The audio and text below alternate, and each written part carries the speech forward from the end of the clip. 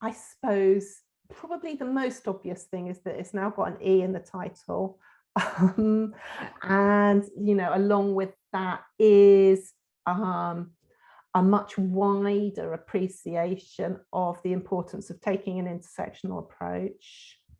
I think I remember being on some sort of panel discussion in the 90s about, although it wasn't called intersectionality, it was around those issues. To what extent should we be should POWES be interested in disability rights or racism or whatever, or would that detract from our focus on gender inequality? So I think those debates were still happening when in the first few years of kind of being involved in POWES, whereas I think they're kind of, at least the majority of people, I would say, kind of like see them as common sense now.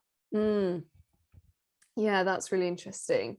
That's kind of shifted maybe. Yeah, and I guess the other thing that's changed is people's workloads are massively heavier than they used to be, I would say. And it's a much more, academia is a much more kind of gig economy in some ways, but for some people at least.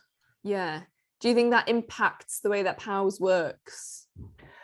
I don't know. I think that's a tricky question, but I think it makes it harder for people to do things that aren't part of their kind of contracted job. Yeah, absolutely. And do you think then that that POWES will or should develop differently in the future? I think it's a really tricky question. I think theoretically, methodologically, etc., no.